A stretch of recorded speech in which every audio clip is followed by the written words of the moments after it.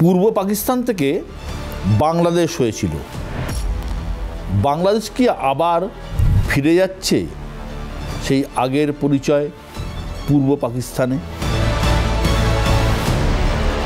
ক্ষমতাচ্যুত হলে হয় জেল, না হয় ফাঁসি, এটাই দস্তুর পাকিস্তানে।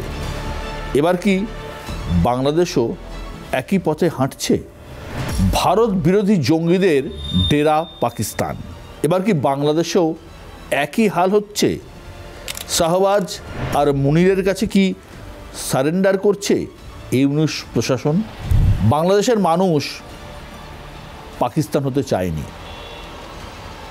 সেই কারণেই 1971 সালের এত লড়াই, এত প্রাণ দিয়ে মুক্তিযুদ্ধ করেছিল, তৈরি হয়েছিল স্বাধীন বাংলাদেশ।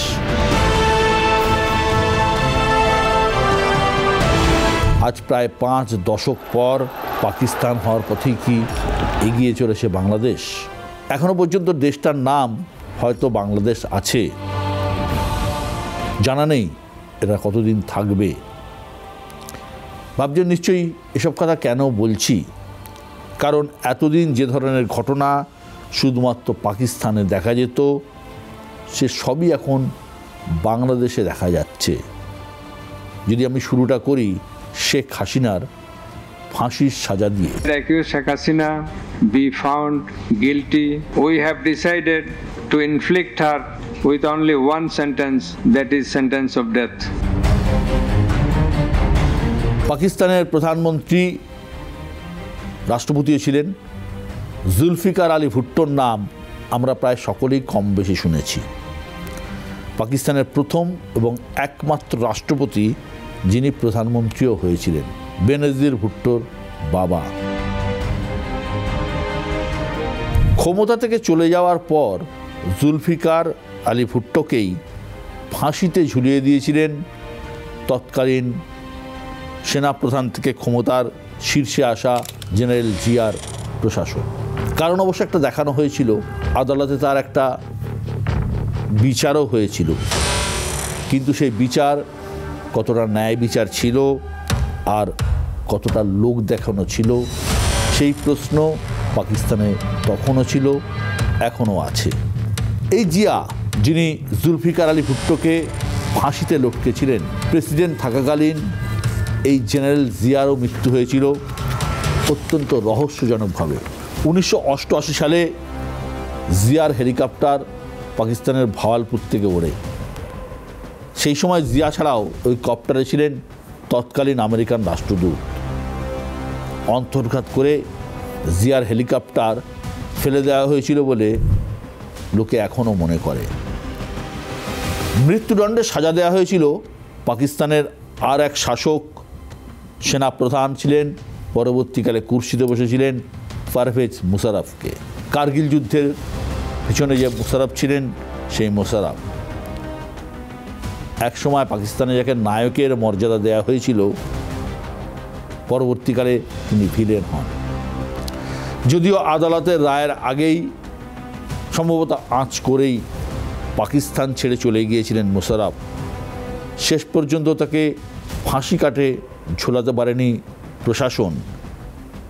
আবার এই পারভেজ মুশারফই কু করে, অর্থাৎ সামরিক অভ্যুত্থান করে ক্ষমতা থেকে সরিয়ে দিয়েছিলেন তৎকালীন প্রধানমন্ত্রী নওয়াজ শরীফকে। তারপরেই শরীফকে গ্রেপ্তার হতে হয়েছিল। কুর্সি হারানোর পর সেই জুলফিকার আলী ভুট্টোর মেয়ে বেনজির ভুট্টোরও কী হাল হয়েছিল আমরা জানি। নির্বাচনী প্রচারে বেরিয়ে বন্দুকবাজদের গুলিতে ঝাঁঝরা হয়ে গিয়েছিলেন বেনজির ভুট্টো। এগুলো সব অতীতের কথা। বর্তমানেও পরিস্থিতি বিরাট কিছু বদলেছে এমন নয়। এই শাহবাজ শরীফের আমলেই জেলে পচে মরছেন একসময় পাকিস্তানের নায়ক, পাকিস্তানের প্রাক্তন প্রধানমন্ত্রী, দুনিয়া কাঁপানো ক্রিকেটার ইমরান খান। যে মানুষটা দেশকে বিশ্বকাপ জিতিয়েছেন, যিনি একসময় পাকিস্তানে বন্দিত ছিলেন, তার অপরাধ কী তা বোধহয় অনেকেরই জানা নেই। কিন্তু প্রায় 2 বছর হতে চলল জেলে পচে মরছেন ইমরান। পাকিস্তানের যে ইতিহাস, সেই ইতিহাসের সাথে গোটা পৃথিবী আমরা কম বেশি পরিচিত, যে ক্ষমতা যখন থাকবে তখন ক্ষমতা ভোগ করো, ক্ষমতা থেকে সরে যাওয়ার পরে নরক যন্ত্রণা ভোগ করো। পাকিস্তানের এই রোগ এতদিন কিন্তু বাংলাদেশে ছিল না। মাঝে বিরোধী নেত্রী খালেদা জিয়া জেল গিয়েছিলেন বটে, কিন্তু বিষয়টা ওই পর্যন্তই আটকে ছিল। এই প্রথম বাংলাদেশের কোনো নির্বাচিত প্রধানমন্ত্রীকে ফাঁসির সাজা দেয়া হলো। রায় যখন পড়ে শোনানো হচ্ছে তখন হাততালির ঝড় উঠছে কোর্টরুমে। We have decided to inflict her with only one sentence, that is sentence of death.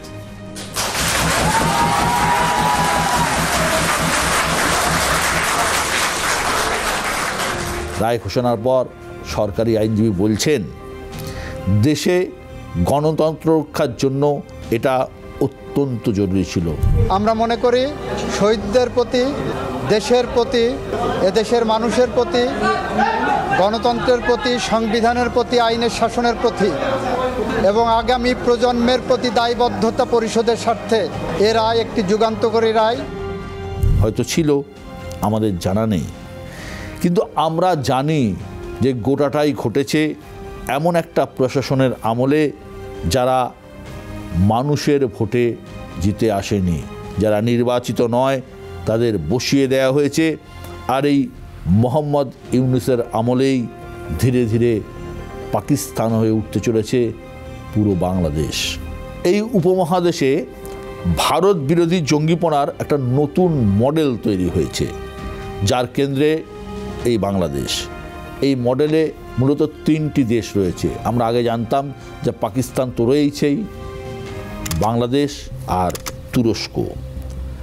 গোয়েন্দাদের কাছে আসা তথ্য বলছে জঙ্গিদের ট্রেনিং চলছে বাংলাদেশের মাটিতে, ট্রেনিং দিচ্ছে পাকিস্তান, আর টাকা আসছে তুরস্ক থেকে। মূলত এইভাবেই তৈরি হচ্ছে গোটা চিত্রনাট্য। অপারেশন সিঁদুরের পর এই মডেলের চাহিদা আরও বেড়েছে, কারণ অপারেশন সিঁদুরের সময় হামলা চালিয়ে পাকিস্তানের জঙ্গি ঘাঁটিগুলোকে ধ্বংস করে দিয়েছিল ভারতীয় বিমান বাহিনী। সার্জিক্যাল স্ট্রাইক হোক বা অপারেশন সিঁদুর, বরাবরই পাকিস্তানের মাটিতে থাকা জঙ্গি গোষ্ঠীগুলিকে টার্গেট করে ভারতের নিরাপত্তা বাহিনী। তাই ভারতের নজর এড়াতে এবার নতুন কৌশল নিয়েছে পাকিস্তান। পাক জঙ্গি সংগঠনগুলো জানে যে তারা তাদের ভাওয়ালপুর হোক বা মুরিদকে হোক, যেখানেই হোক, যে ভারতের বিমান বাহিনী তাদের লক্ষ্য করে আক্রমণ করবে, হানা দেবে। তাই নতুন কৌশলটা কি? তাদের যে জঙ্গি সংগঠনগুলো আছে, যেমন লস্কর ই তৈবা থেকে শুরু করে হরকতুল মুজাহিদিন থেকে শুরু করে যেগুলো আছে, সেগুলো তাদের শাখা পোশাখা ছড়িয়ে দিচ্ছে বাংলাদেশের মাটিতে। তাদের মূলত নজরে 2টো দেশ, নেপাল আর বাংলাদেশ। বাংলাদেশে মোহাম্মদ ইউনূস সরকার থাকায় তাদের কাজ আরও অনেক সহজ হয়েছে। জৈশে মোহাম্মদ, লস্কর ই তৈবা, যে ধরনের জঙ্গি সংগঠন তারা কাজ করে, তারা কাজে লাগাচ্ছে নেপালের মাটিকেও। বাংলাদেশেও তাদের ইতিমধ্যেই ভিত তৈরি হয়েছে। তবে ওপার বাংলার মাটিতে সবথেকে বেশি সক্রিয় আল কায়দা বা ইসলামিক স্টেটের স্থানীয় গোষ্ঠীগুলো। ইউনূসের ভারত বিরোধী মনোভাবের কারণে বাংলাদেশের মাটি কার্যত জঙ্গিদের মুক্তাঞ্চলে পরিণত হচ্ছে। এই যে সাম্প্রতিককালে ঘটে যাওয়া দিল্লি বিস্ফোরণ, এই দিল্লি বিস্ফোরণের সঙ্গেও বাংলাদেশের যোগসূত্র খুঁজে পাওয়া গেছে। আত্মঘাতী জঙ্গি ওমর নবী কিছুদিন আগে তুরস্কে গিয়েছিল। তুরস্কের মাটিতেই সম্ভবত দিল্লি হামলার ব্লুপ্রিন্ট তৈরি হয়েছিল। এই তুরস্কেই উমরের সাথে পরিচয় হয়েছিল 2 মহিলা ডাক্তারের, তারাও জৈশে মোহাম্মদের জঙ্গি। এই 2 মহিলা ডাক্তারই নাকি পড়াশোনা করেছিল ঢাকা মেডিকেল কলেজে। দিল্লি বিস্ফোরণে লজিস্টিক সাপোর্ট দিয়েছিল যে জৈশ জঙ্গি, অর্থাৎ গাড়ির ব্যবস্থা করা, ঠিক সময়ে টাকা পৌঁছে দেওয়া, ঠিক সময় ঠিক লক্ষ্যে অ্যাপয়েন্ট করা সেই জঙ্গিও MBBS পাস করেছিল ঢাকা মেডিকেল কলেজ থেকে। এখন এরা জঙ্গি হয়ে ঢাকায় গিয়েছিল নাকি ঢাকা থেকে ভারত বিরোধী জঙ্গি হয়ে ফিরেছিল সেটা আলোচনার বিষয়, কিন্তু এটা ঘটনা যে এই নাশকতার সঙ্গে বাংলাদেশের নাম জড়িয়ে গিয়েছে। এতদিন পাকিস্তানের নাম নিয়ে নানা ধরনের হুমকি দিত জঙ্গি সংগঠনগুলো, এখন বাংলাদেশের কথাও কিন্তু শোনা যায়। কাদের মুখে শোনা যায়? জৈশ বা লস্করের মাথারা আছেন তাদের মুখে। লস্কর প্রধান হাফিজ সঈদ হুমকি দিয়েছেন বাংলাদেশের মাটি থেকে হামলা হবে ভারতের উপর। পাক জঙ্গি সংগঠনের এই পরিকল্পনা যে খুব গোপনে চলছে এমনটা একেবারেই নয়। খুব সম্প্রতি হাফিজের এক সহযোগী একটি প্রকাশ্য জনসভায় বলেন হাফিজ তার এক ঘনিষ্ঠকে বাংলাদেশে পাঠিয়েছে জিহাদের প্রশিক্ষণ নিতে। এই বক্তব্য সম্প্রচারিত হওয়ার পর ইউনূস প্রশাসন যে কড়া সমালোচনা করেছেন এমন কিন্তু জানা যায়নি। আমি নিজে বাংলাদেশ গেছি, বাংলাদেশ গিয়ে আমি দেখেছি যে বাংলাদেশে যে মাদ্রাসা, হাজারে হাজারে মাদ্রাসা তৈরি হয়েছে, গ্রামের গ্রামের মাদ্রাসা তৈরি হয়েছে, সীমান্ত এলাকা মাদ্রাসা ভরে গেছে, এবং এই মাদ্রাসাগুলো যে জঙ্গিদের প্রশিক্ষণের জায়গা, ইসলামিক জঙ্গিদের প্রশিক্ষণের জায়গা, তা নিয়ে কিন্তু যথেষ্ট অবহিত আছে দুদেশের সরকারই। শেখ হাসিনা দেশ ছেড়ে চলে যাওয়ার পর বাংলাদেশের মাটিতে সেই যে অশান্তি শুরু হয়েছে তা কিন্তু থামার লক্ষণ নেই। প্রায় রোজই মারামারি, কাটাকাটি, হামচুর, খুনের নানা অভিযোগ আসছে ওপার বাংলা থেকে। কিছু আসছে, বেশিরভাগটাই আসছে না। ভোট কবে হবে কেউ জানে না। দেশের অন্যতম প্রধান রাজনৈতিক দল অর্থাৎ আওয়ামী লীগ সেই ভোটে অংশ নিতে পারবে কি অংশ নিতে পারবে না সেটাও কেউ জানে না। যেদিকে চোখ যায় শুধুই অশান্তি আর অরাজকতা। যে পরিস্থিতি দীর্ঘদিন আমরা পাকিস্তানে দেখে এসেছি, ধীরে ধীরে সেই পরিস্থিতি তৈরি হচ্ছে বাংলাদেশেও। গত এক বছরে কার্যত পাকিস্তানের হাতের মুঠোয় চলে গিয়েছে ঢাকা। পাকিস্তান থেকে একাধিক ডিফেন্স টিম গিয়েছে বাংলাদেশে সামরিক বাহিনীকে ট্রেনিং দিতে। পাকিস্তানের সরকারি অফিসারদের এখন আর বাংলাদেশে আসতে কোনো ভিসা লাগে না। পাকিস্তানের কার্গো বাংলাদেশে ঢুকে পড়ে বিনা নোটিশে, বিনা চেকিংয়ে, কোনো খানা তল্লাশি করার প্রয়োজন নেই। তাতে আলু আসছে নাকি AK-47, AK-56 জানা নেই। দুই দেশের মধ্যে যোগাযোগ আরও পোক্ত হয়েছে, জলপথে সরাসরি কানেক্টেড হয়েছে ঢাকা এবং করাচি। ঢাকা এবং করাচির সরাসরি বিমান পরিষেবাও চালু হচ্ছে কিছুদিন পর। কুরশিতে বসার পর তিনবার পাকিস্তান সফর করেছেন মোহাম্মদ ইউনূস, সম্ভবত আবারও পাকিস্তানে যাবেন তিনি। বাংলাদেশে এই অশান্তি হওয়ার পরে একটা জাহাজ চট্টগ্রাম বিমানবন্দরে এসেছিল, প্রচুর অস্ত্রশস্ত্র সমেত বলে একটা খবর এসেছিল। জানা যায়নি পাকিস্তানের সেই জাহাজে কি ছিল, এবং গোটা বাংলাদেশে এখন এরকম একটা চরম অরাজকতার ছবি। ঘটনা হলো বহুদিন ধরেই পাকিস্তান ঠিক এটাই চাইছিল। শেখ হাসিনা থাকাকালীনও বাংলাদেশের মাটিতে মৌলবাদ ছিল, জঙ্গিরা ছিল, কিন্তু ভারত বিরোধিতা এরকমভাবে সরাসরি বা একটা সরকারি এজেন্ডায় পরিণত হয়নি। হাসিনা থাকার জন্য সেটা হয়নি, হাসিনা হতে দেননি। তাই পশ্চিম সীমান্ত নিয়ে নয়াদিল্লিকে যতটা চিন্তায় থাকতে হতো, পূর্ব সীমান্ত নিয়ে অতটাই চিন্তায় কিন্তু দিল্লি থাকেনি। ইউনূসকে কাজে লাগিয়ে ভারতের সেই শান্তিকেই টার্গেট করছে পাকিস্তান। কখনো ইউনূস চীনে গিয়ে বলছেন আপনারা উত্তর পূর্ব ভারতের দিকে নজর দিন, ওই এলাকা চাইনিজ অর্থনীতির কাজে লাগবে।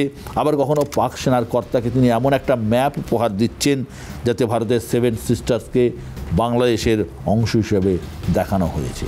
এবং এই ধরনের কার্যকলাপ যত পূর্ব সীমান্তে বাড়বে আমাদের পশ্চিমবঙ্গের ততটাই চিন্তার বিষয় ভবিষ্যতের জন্য। পাকিস্তান তার কাজ করে চলেছে, এখন মোহাম্মদ ইউনূসকে ঠিক করতে হবে তিনি কি করবেন।